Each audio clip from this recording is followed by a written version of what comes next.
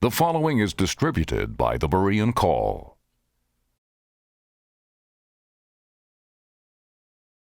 Y me llevó en el espíritu al desierto, y vi a una mujer sentada sobre una bestia escarlata, llena de nombres de blasfemia, que tenía 7 cabezas y 10 cuernos.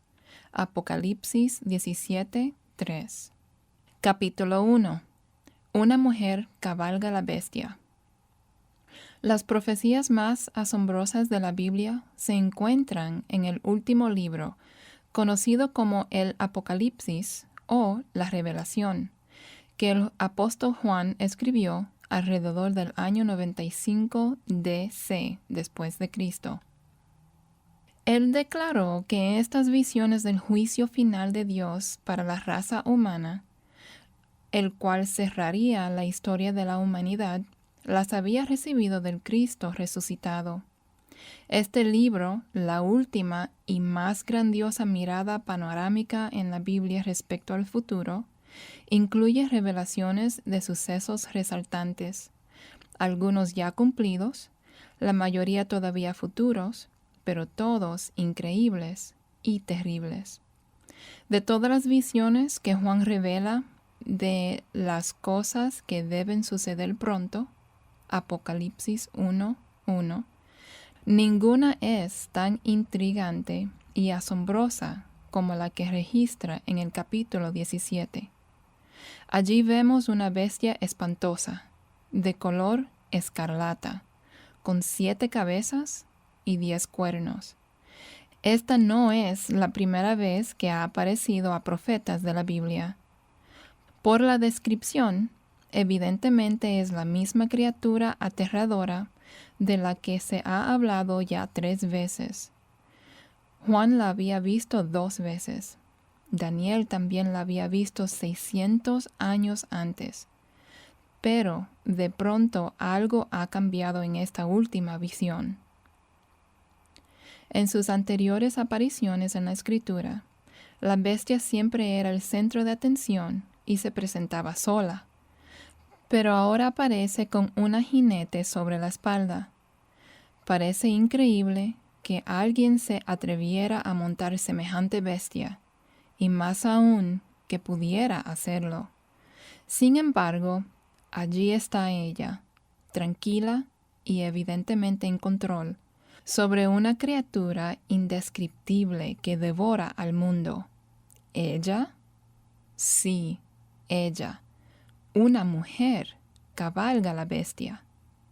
Durante 1900 años, la bestia ha sido un importante centro de atención para los estudiantes de profecía. Su identidad, el papel aterrador que jugará en los últimos días y su destino final han sido tema de discusión a través de los siglos. Sin embargo, en los últimos 200 años, muchos cristianos evangélicos han mantenido un consenso bastante claro. La bestia representa tanto al Imperio Romano restablecido, falsificación satánica del reino de Dios en el mundo, que lo gobernará, dotado de poder por Satanás. En las páginas siguientes veremos si esa interpretación es correcta o no. Una mujer a la que no podemos ignorar. La mujer es una figura mucho más enigmática. Los líderes de la Reforma estaban seguros de que representaba a la Iglesia Católica Romana en general y al Papa en particular. Sin embargo, últimamente la mayoría de los protestantes han rechazado esa creencia, considerándola provocativa y degradante para un grupo de amigos cristianos con quienes deseaban trabajar juntos en la tarea de ganar a casi todo el mundo para Cristo antes del año 2000. De hecho, hoy por lo general evitan hablar de la mujer porque consideran que el tema es muy divisivo. Aún así, no se puede ignorar fácilmente a la mujer que Juan describe en forma tan vívida. Está allí. 2 de los capítulos finales de la Biblia están dedicados a ella. ¿Qué haremos al respecto? No sería honesto pasar por alto una figura profética tan importante. Toda la Biblia es palabra de Dios.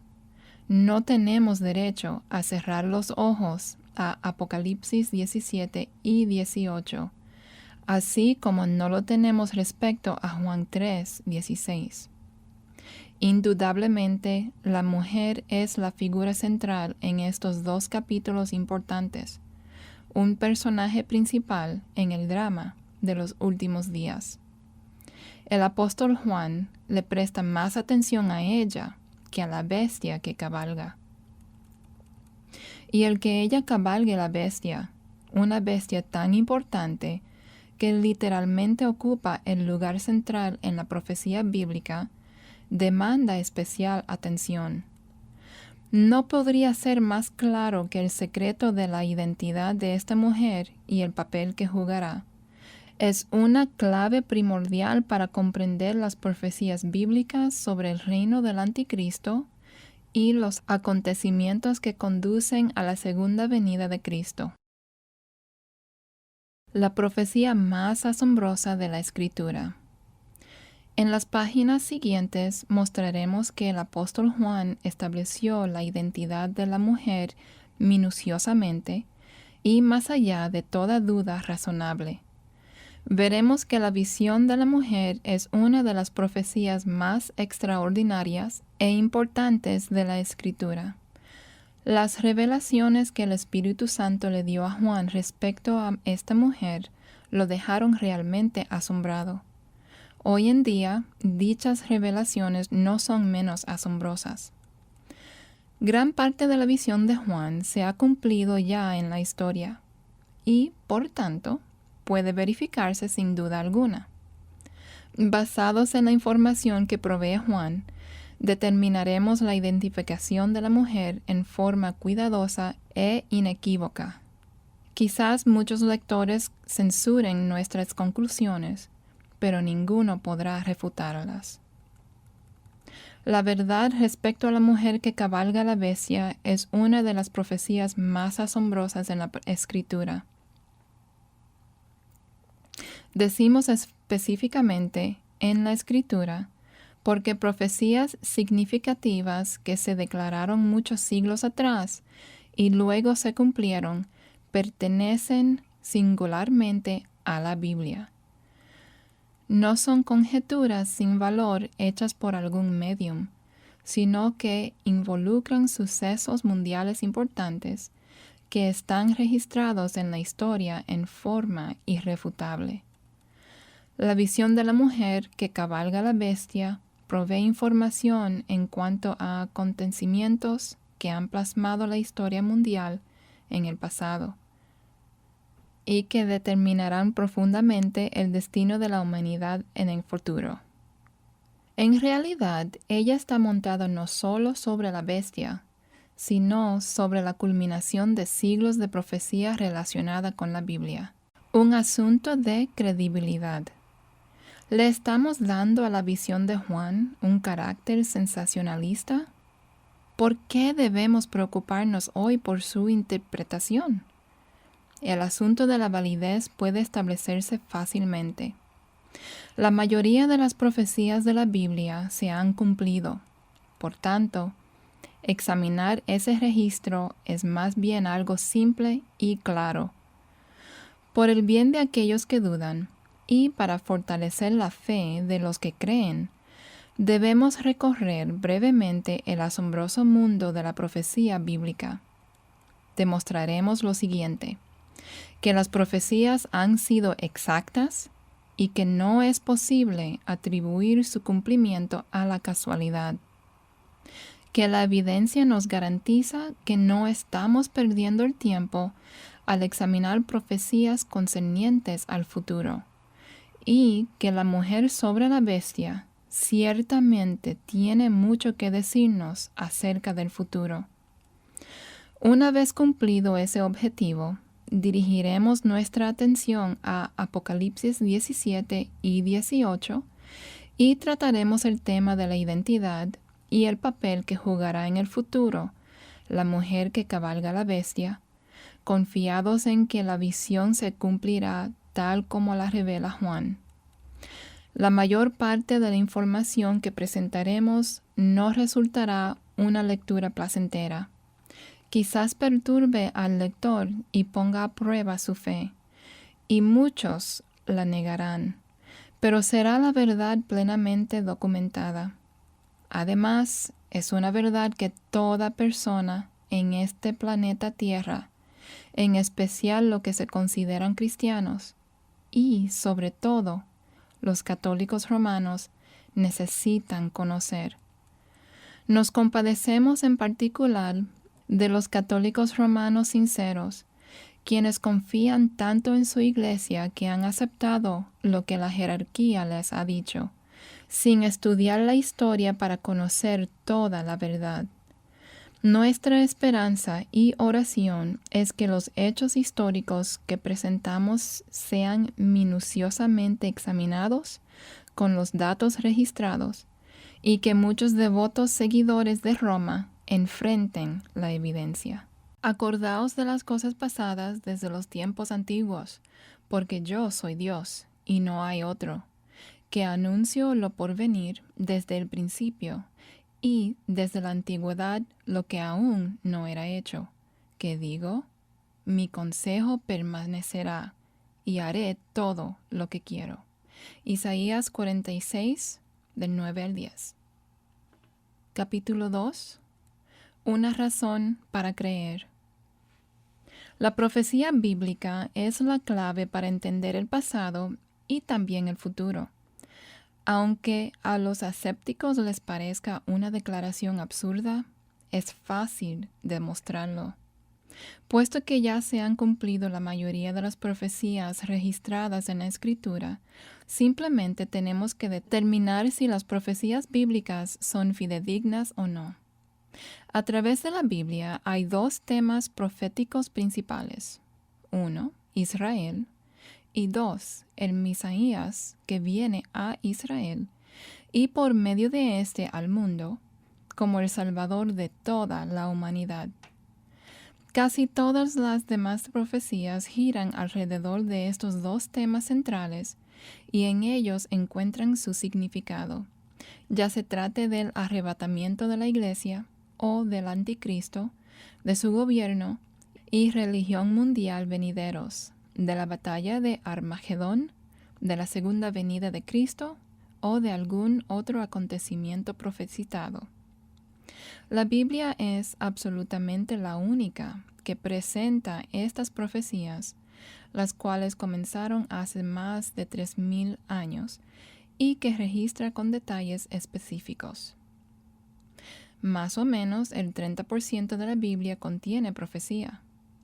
Este hecho confirma la importancia de un tema que se ha descuidado. En marcado contraste, no existe profecía en el Corán, los Vedas hindúes, la Bhagavad Gita, el Ramayana, los dichos de Buda y de Confucio, el Libro de Mormón, ni en ningún otro escrito de las religiones del mundo.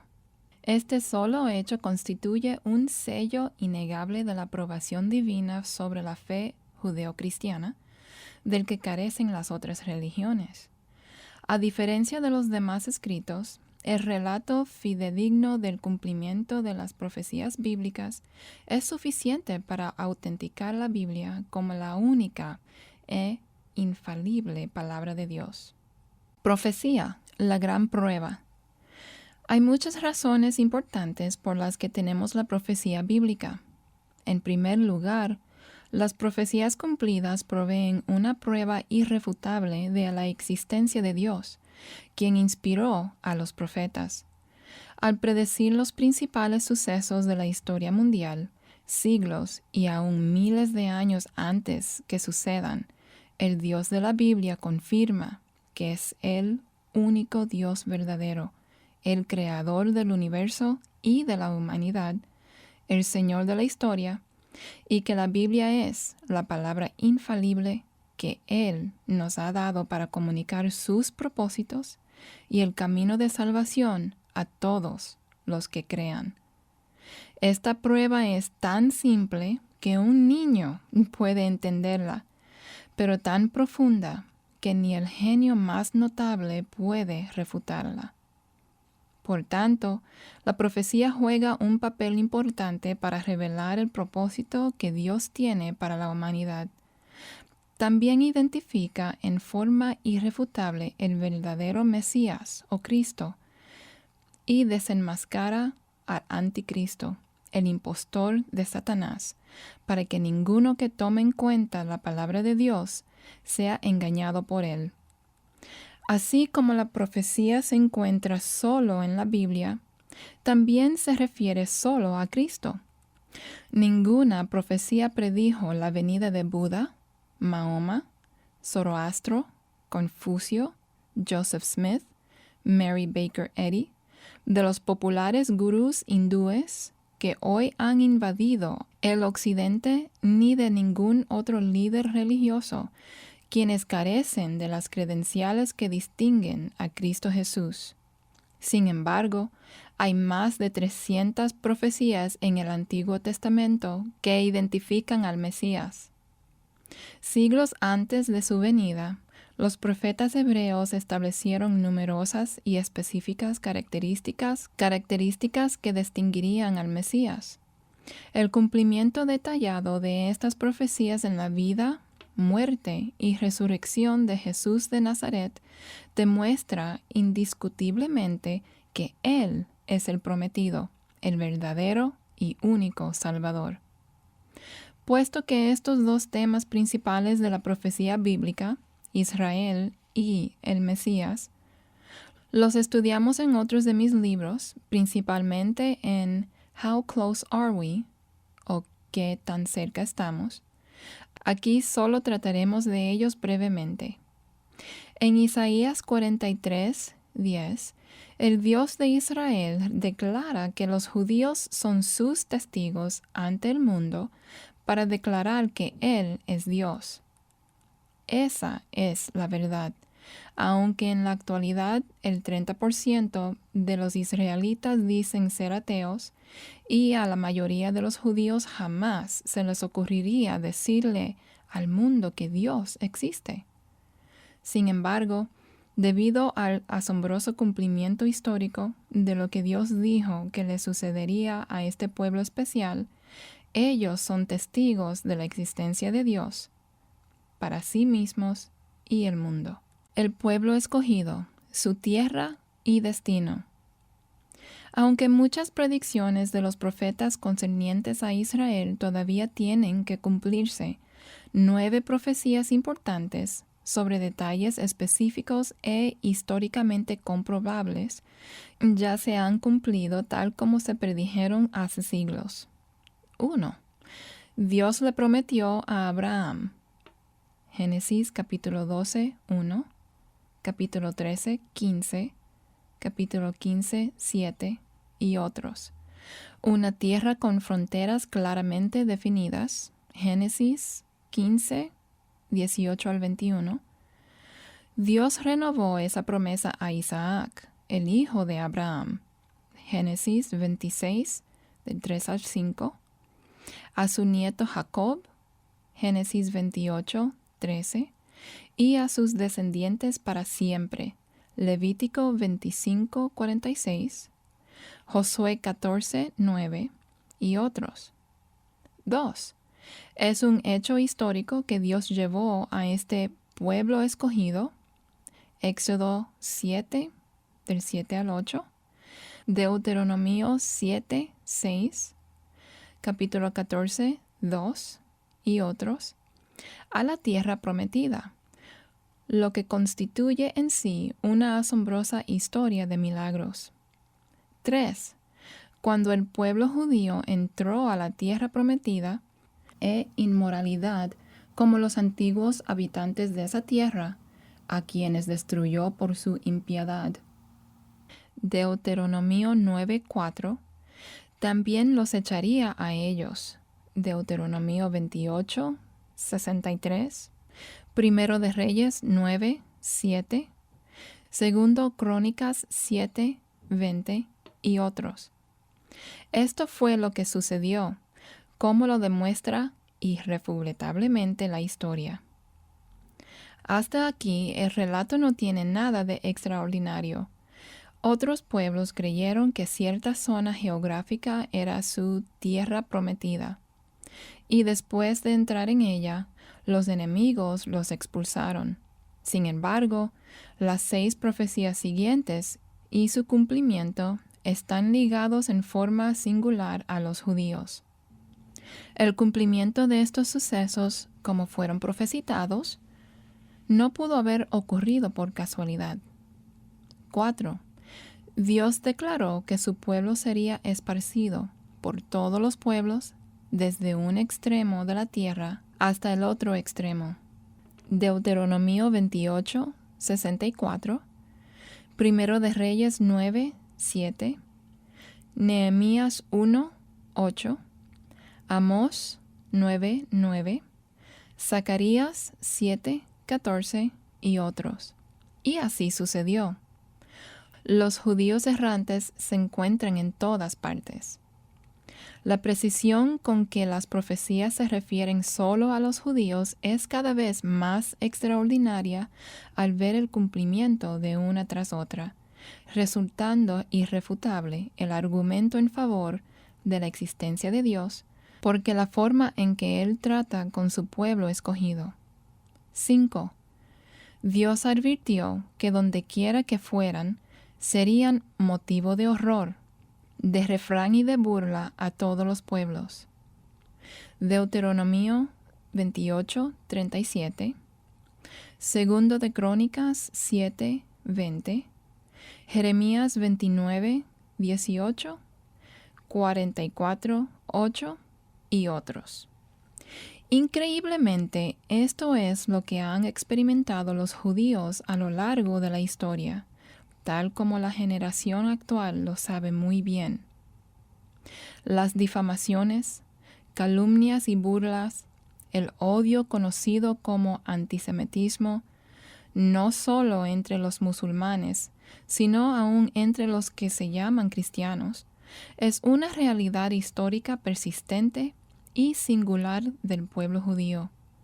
Aún hoy, a pesar del terrible recuerdo del Holocausto realizado por Hitler, que una vez sacudió y avergonzó al mundo, y yendo contra toda lógica y conciencia, el antisemitismo sigue vivo y está aumentando otra vez a nivel mundial. Historia de la persecución.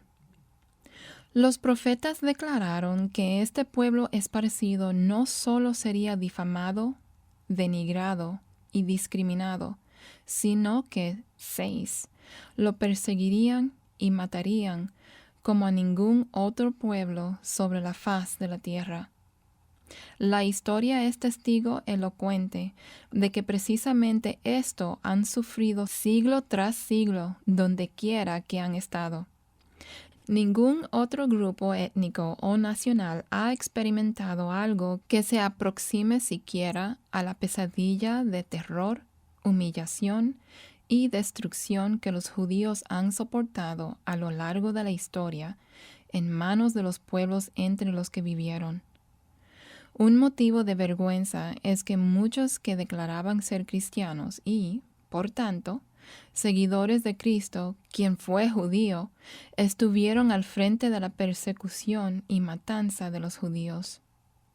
Después de obtener la ciudadanía en el pagano Imperio Romano en el año 212 DC, bajo el edicto de Caracalla, los judíos fueron ciudadanos de segunda clase y objeto de persecución después que el emperador Constantino supuestamente se hizo cristiano. Más tarde, los que decían ser cristianos trataron a los judíos con mucha más crueldad que los paganos. Los papas católicos romanos fueron los primeros en desarrollar el antisemitismo hasta convertirlo en un sistema de pensamiento. Hitler, quien continuó siendo católico hasta el fin de su vida, solía afirmar que solo estaba siguiendo el ejemplo de los católicos y de los luteranos para terminar lo que la Iglesia había empezado. El antisemitismo formaba parte de su catolicismo, y Martín Lutero nunca se libró del mismo. Abogaba para que se incendiaran las casas de los judíos y se les diera la opción de escoger entre la conversión o que se les arrancara la lengua. En 1870, cuando el ejército italiano liberó a los judíos de Roma del gueto en que vivían, dicha libertad puso fin a casi 1500 años de humillación y degradación inimaginables en manos de los que afirmaban ser los vicarios de Cristo. Ningún papa odió a los judíos más que Pablo IV, 1555 al 1559, cuyas crueldades sobrepasan los límites de la razón humana. El historiador católico Pedro de Rosa confiesa que empiezo de la cita, sucesión de papas reforzó los antiguos prejuicios contra los judíos, tratándolos como leprosos que no merecían ser protegidos por la ley. Después de Pío VII, 1800 a 1823, siguieron León XII, Pío VIII, Gregorio XVI, Pío IX, 1846 al 1878, todos buenos discípulos de Pablo IV. Terminación de la cita. El historiador Will Durant nos hace recordar que hubo un claro precedente para los ataques de Hitler contra los judíos. Empiezo de la cita. El Concilio Católico Romano de Viena, 1311, prohibió toda relación sexual entre cristianos y judíos. El Concilio de Zamora, 1313, decretó que se les debía mantener en estricta sujeción y servidumbre.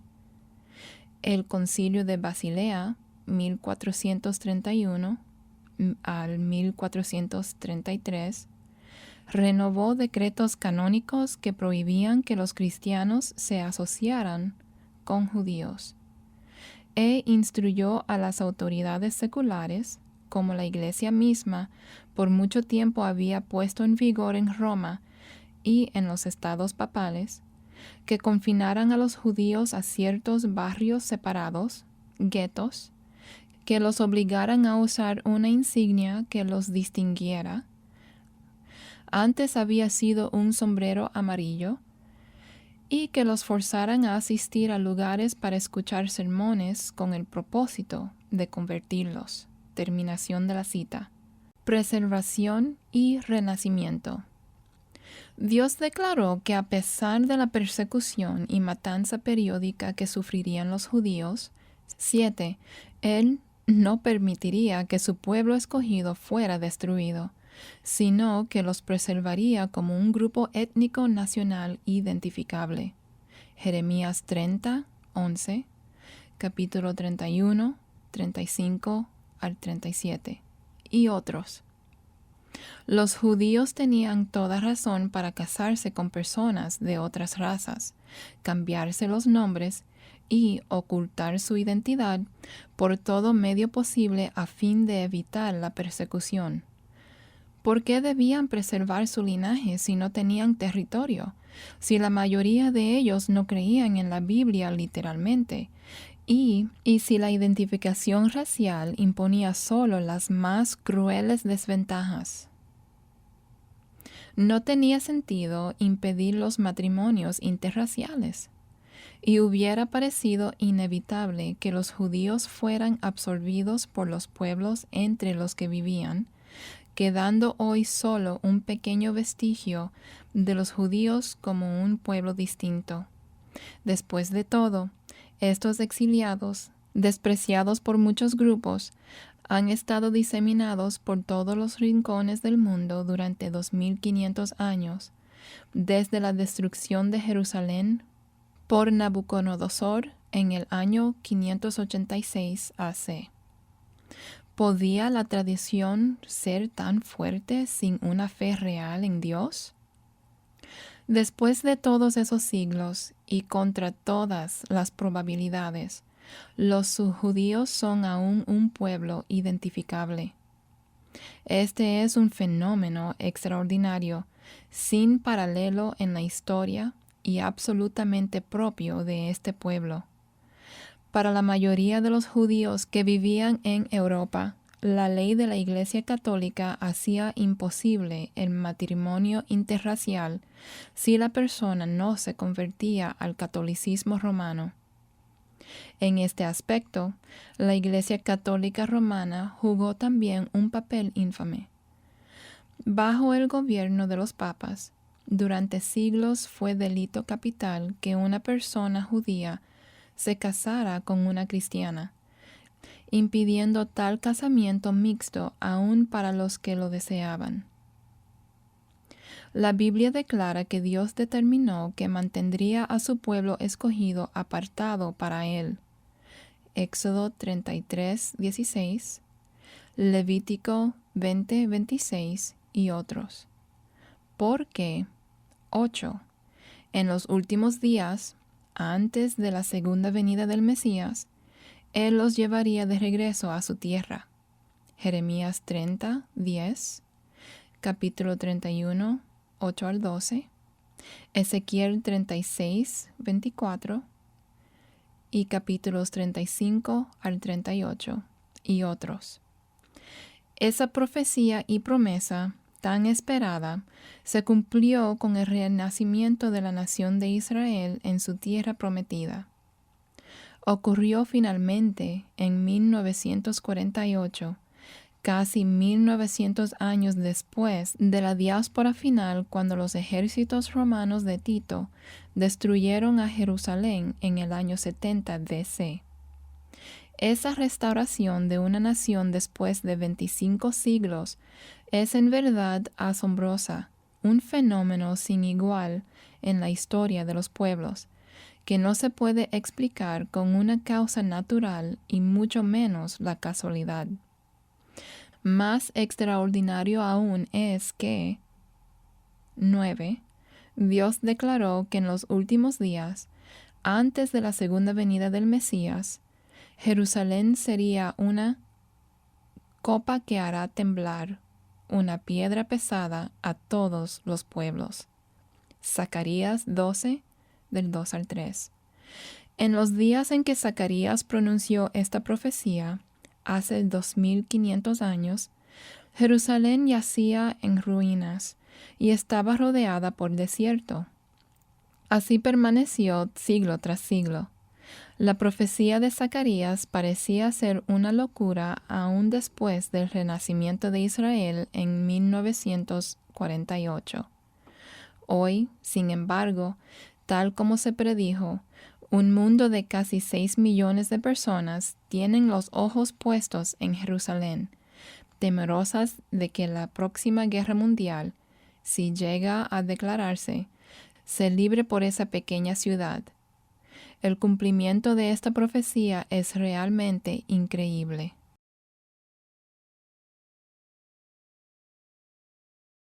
No hay una explicación común.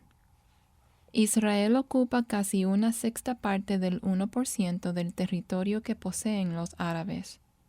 Estos tienen el petróleo, la riqueza y la influencia mundial que producen dichos recursos aparentemente inagotables. La pequeña porción de tierra de Israel, comparable a una estampilla de correo, no solo es apenas visible en un mapa del mundo, sino que carece de los elementos esenciales para hacerla el centro de interés internacional. Pero desafiando toda lógica, es el foco de atención mundial, tal como se profetizó. Jerusalén es una ciudad pequeña, sin importancia comercial ni ubicación estratégica. Sin embargo, los ojos del mundo están puestos en ella más que sobre cualquier otra ciudad. Jerusalén es, efectivamente, una piedra pesada alrededor del cuello de las naciones del mundo, el problema más perturbador e imprevisible que las Naciones Unidas enfrenta hoy. No hay una explicación común para esta situación. Lo que los profetas hebreos declararon hace miles de años y que parecía totalmente inconcebible en su tiempo, se está cumpliendo en nuestros días. Esta es solo parte de la evidencia de que los últimos días profetizados están cerca y que nuestra generación tal vez verá el cumplimiento de las demás profecías bíblicas. Las profecías descritas, sin mencionar muchas otras, han sido tema de dominio público en las páginas de la Escritura y durante siglos han estado disponibles para examinarlas cuidadosamente. Su cumplimiento detallado no puede ser producto de la casualidad. Más bien, es prueba más que suficiente de que Dios existe e inspiró la Biblia, y que este libro es auténtico e inerrable. En vista de esa evidencia tan clara y contundente, preferimos suponer que ningún agnóstico o ateo se ha molestado en leer las profecías bíblicas para verificarlas personalmente a la luz de la historia y los sucesos actuales. Hay otras profecías sobre Israel y Jerusalén, relacionadas a los últimos días, que todavía esperan su cumplimiento. Podemos estar seguros, basándonos en las profecías cumplidas, de que aquellas también se cumplirán y en un futuro no muy lejano. El tiempo más horrendo de destrucción total, tanto para los judíos como para la población del mundo, aún está por venir. Se le llama el tiempo de angustia para Jacob. Jeremías 30:7. Con asombrosa exactitud, la Biblia no menciona a Damasco, El Cairo, Londres o París como el centro de acción en los últimos días, sino dos lugares específicos, Jerusalén y Roma. Estas ciudades son muy diferentes. Han sido enemigas desde los días de los Césares y, asombrosamente, todavía rivalizan hoy por la supremacía espiritual. La Roma católica afirma ser la ciudad eterna y la ciudad santa, títulos que la Biblia da a Jerusalén. Roma también declara que es la Nueva Jerusalén, contradiciendo directamente las promesas de Dios sobre la verdadera ciudad de David. Entre Roma y Jerusalén han habido 2000 años de tensión y antagonismo. Por casi 46 años después del renacimiento de Israel en 1948, el Vaticano se negó a reconocer el derecho que tiene Israel de existir. Esa hostilidad no se ha eliminado con las recientes propuestas de paz que el Vaticano consideró conveniente ofrecer a Israel. Lo que quiere Roma es influir en el futuro de Jerusalén, sosteniendo que ésta debe ser una ciudad internacional sobre la que Israel no debe tener más derechos que otra nación.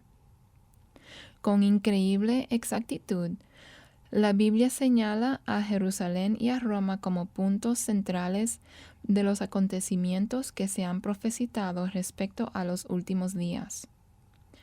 Las dos serán juzgadas por Dios. Solo se requiere prestar atención a las noticias diarias para ver la exactitud de dichos pronósticos. Al leer lo que dice la Biblia acerca de Roma y la Ciudad del Vaticano, tenemos más pruebas de que la Biblia es la palabra de Dios.